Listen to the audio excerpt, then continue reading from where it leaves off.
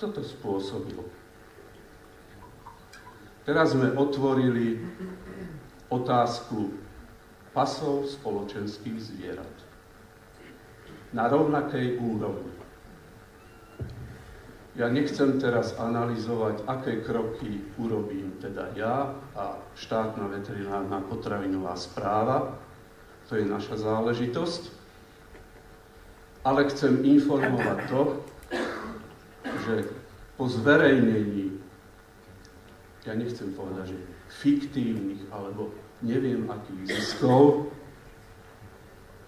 na ministerstve, a už sa na tom pracuje, povedali jednoznačne, rovnaký systém centrálnej registrácie pasov bude taký, ako je v Žiline, to znamená ušných známok hospodárskych zvierat. To znamená, že aj tento nástroj, aj toto dieťa nám bude možno odobrané. A to je vážna situácia, pretože my sme to otvorili, pán doktor je tu prítomný a tým pádom vlastne sme odkryli všetky naše karty, ktoré ešte veterinárni lekári mali. To aj v tejto oblasti. To znamená, čipovanie je vedľa.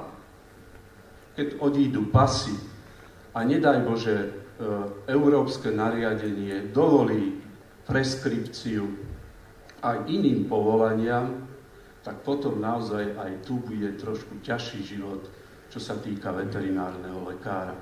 Takže naozaj, pokiaľ sú problémy,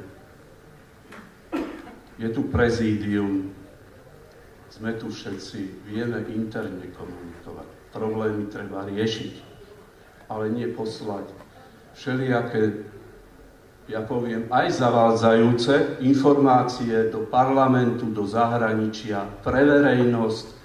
Televízie sú už nachystané, ako budú reagovať na to.